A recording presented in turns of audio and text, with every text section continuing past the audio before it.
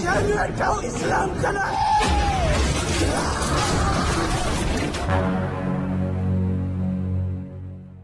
Halo Sobat Rebaner, kembali lagi. Gimana kabarnya? Sehat selalu ya? Pada kesempatan kali ini, saya akan merangkum alur cerita film yang berjudul Munafik 2. Film ini berasal dari negara Upin Ipin. Entah sekarang Upin Ipin sudah menonton film ini atau belum ya? Atau mereka sudah nobar bersama di warung Uncle Mutu. Film ini menceritakan tentang seseorang yang berusaha keluar dari tipu daya manusia pengirim santet.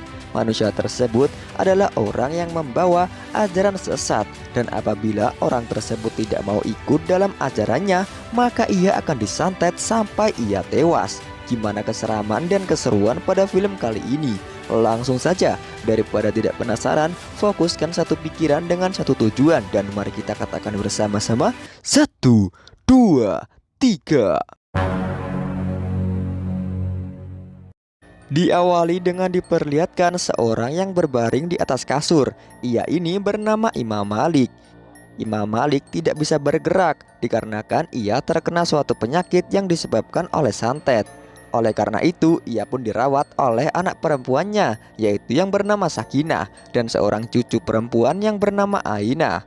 Sakinah di sini hampir putus asa untuk mengurus ayahnya yang sakit-sakitan, dikarenakan banyak gangguan goib yang selalu meneror mereka.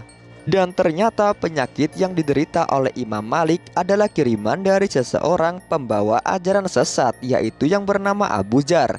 Abu Jar adalah seorang pembawa ajaran sesat yang apabila orang tersebut tidak ingin memeluk ajarannya, maka ia akan menyantetnya hingga ia tewas. Dan salah satu korbannya adalah Sakinah dan keluarganya yang tidak ingin memeluk ajaran sesat dari Abu Jar. Dikarenakan Sakinah sudah tidak mampu menghadapi hal-hal goib, ia pun meminta tolong kepada tetangganya, yaitu yang bernama Azhar. Ini dia orangnya. Namun di sini Azhar berbicara, ia tidak sanggup untuk melawan santet yang dikirimkan oleh Abu Jar. Lalu ia pun ingat dengan temannya di kampung lain yang bernama Adam, yang sudah mahir dalam hal-hal seperti ini. Dan ia pun menyuruh Sakinah untuk menunggu sebentar, karena keesokan harinya ia akan pergi untuk meminta bantuan kepada Adam. Namun ketika sampai di rumah Adam, ia pun tidak diizinkan oleh ibundanya untuk ikut campur dalam masalah ini. Ya, inilah sosok ibu, orang yang selalu takut kepada anaknya walaupun anaknya sudah besar. Namun di sini karena ibundanya dibujuk oleh ayahnya, Adam pun diizinkan untuk pergi asalkan ia kembali dalam keadaan selamat. Mereka pun langsung pergi. Adam ditemani oleh sahabat sejatinya, yaitu yang bernama Asman. Ini dia orangnya. Sembari menunggu Adam datang untuk menolongnya, Sakinah pun pergi ke hutan untuk mencari kayu bakar. Namun ketika akan pulang, di sini ia berpapasan dengan Abu Jar dan pasukannya. Abu Jar pun lalu mengambil Ainah untuk dijadikan tawanan agar Sakinah mau menerima ajaran dari Abu Jar. Namun di sini Sakinah tidak ingin gabung dengan ajaran Abu Jar. Oleh karena itu, anaknya pun dibawa paksa. Akhirnya di malam harinya mereka bertiga pun sampai di desa Sakinah. Ketika sampai di depan rumah Imam Malik, Adam pun merasakan banyak para penunggu yang sedang berada di rumah Imam Malik. Dengan segera mereka pun langsung masuk ke rumah tersebut untuk mengecek kondisi dari Imam Malik. Namun ketika mereka akan masuk, di sini Adam pun terlempar karena ia diserang oleh para makhluk goib. Di sini Adam dan Sakinah pun harus terpisah. Sakinah terkunci di sebuah ruangan. Namun ketika Adam membuka pintu, tiba-tiba dia pun langsung diserang oleh Imam Malik yang sedang kerasukan. Lalu ia pun segera membacakan ayat-ayat ruqyah.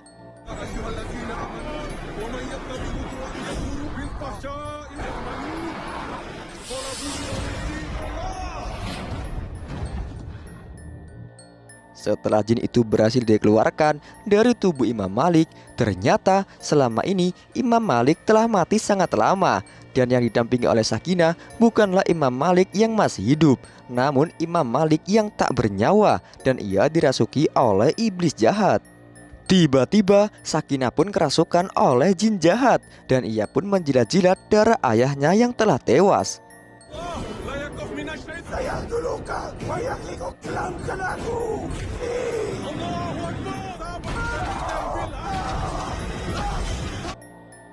Sakinah yang kerasukan iblis jahat, ia pun langsung keluar dari rumahnya. Lalu ia pun memanjat pohon. Mereka bertiga pun lalu keluar untuk menyadarkan Sakinah. Sakinah yang kerasukan pun berbicara kepada mereka dan mengingatkan bahwa di akhir zaman nanti tuannya akan datang, yaitu Dajjal. Fitnatu hiya arba'in yawman. Soal di akhir zaman. Setelah berbicara panjang lebar, di sini Ustadz Adam pun mengeluarkan daun bidara, yaitu daun yang dipercayai dalam agama Islam adalah daun yang ditakuti oleh bangsa jin dan juga iblis.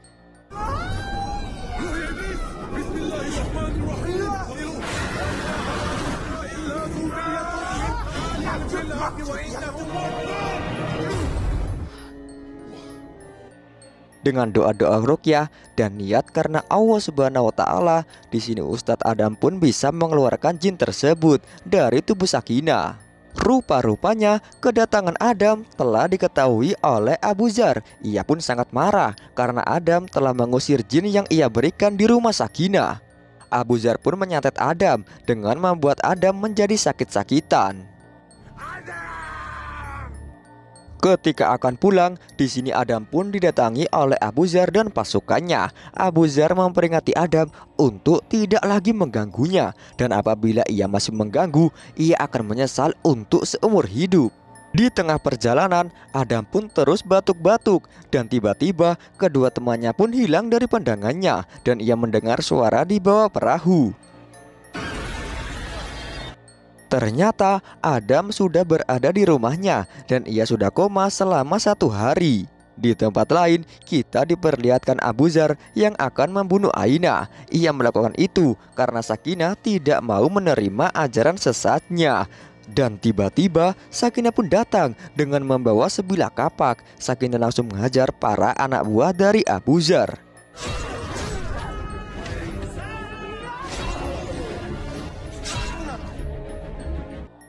Ketika Sakinah mendekat, ternyata pada faktanya Ainah adalah anak kandung dari Abu Dzar dan Sakinah adalah istri Abu Dzar yang tidak mau menerima ajaran sesat dari Abu Dzar.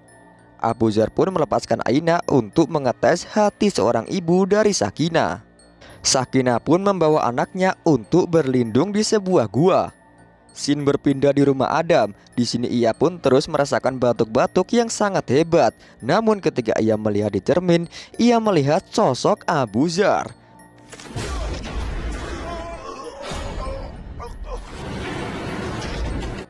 Dan tiba-tiba terdengar suara keras. Orang tua Adam pun memeriksanya, namun tidak ada apapun. Dan kini mereka bingung karena Adam hilang dari rumahnya. Di sisi lain, Adam pun berada di sebuah sungai dangkal. Namun ketika ia terbangun, ia melihat ada seorang sosok yang memberitahukannya untuk segera pulang karena ibunya sedang bersama malaikat pencabut nyawa. Ketika sampai di rumah, Adam pun diberitahu oleh ayahnya bahwa ibunya telah meninggal tertusuk sebuah pisau. Adam yang mendengar itu pun lantas kecewa dan merasa putus asa. Namun di sini ayahnya menguatkan hati dari Adam agar ia tidak putus asa. Mendengar hal itu, Adam pun kembali dengan semangat yang berkorban, yaitu iman di hatinya. Ketika Sakinah sedang beristirahat, tiba-tiba Abu Dzar pun datang dengan pasukannya. Ketika sedang berlari untuk menghindari Abu Dzar, ia pun harus tertangkap dan dibawa ke kediaman Abu Dzar. Di sini Abu Dzar pun memberikan tawaran kepada Sakinah, kalau mau anaknya selamat, ia harus menuruti perkataannya. Tanpa punya pikiran lagi, Sakinah pun mengiyakannya. Dan ternyata Adam sudah sampai di kampung sebelah. Di sini ia pun berdakwah kepada masyarakat agar mereka mau kembali ke agama Allah Subhanahu wa taala. Dan tiba-tiba di sini Abu Dzar pun datang dan menyuruh semua warga untuk tidak percaya kepada Adam karena Adam adalah ustadz yang dilihat dari penampilannya saja, namun perilakunya tidak seperti ustadz.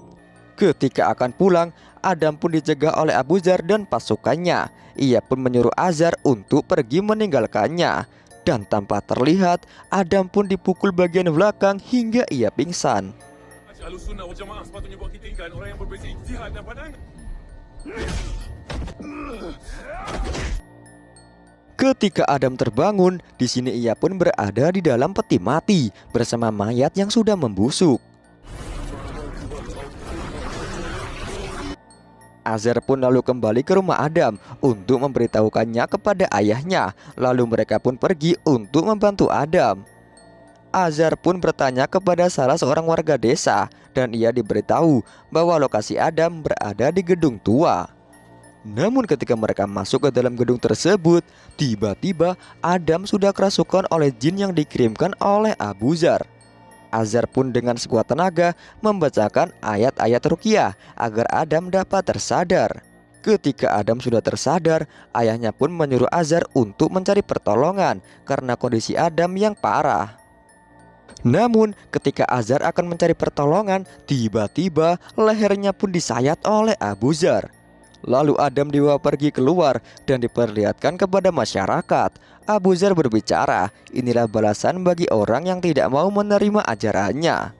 Secara mengejutkan, Sakinah pun mengatakan bahwa Adam telah menggoda dirinya. Namun Adam berbicara, itu semua adalah fitnah yang membuat masyarakat pun tidak percaya dan meminta bukti yang nyata. Dan mengejutkan sekali, ternyata Asman berbicara bahwa ia adalah bukti yang nyata. Ia mengatakan bahwa 10 tahun dia berteman dengan Adam. Ternyata Adam adalah ustadz gadungan. Ia menfitnah Adam karena ia iri dengan posisi Adam. Lalu Adam pun diseret oleh pasukan Abu Zar untuk digantung karena ia tidak mau menerima ajaran Abu Zar. Melihat itu, Sakinah pun merasa iba kepada Adam. Lalu ia pun berniat untuk menolongnya. Namun ketika akan menolong Adam, di sini Sakinah pun ditikam dari belakang oleh Abu Zar. Asman yang melihat itu pun merasa menyesal telah berbuat seperti itu kepada Adam. Di sini Adam pun hanya bisa berdoa kepada Allah Subhanahu wa Ta'ala untuk keselamatannya. Tiba-tiba di langit petir pun mulai berdatangan dan bumi seakan bergoyang yang menandakan azab akan datang.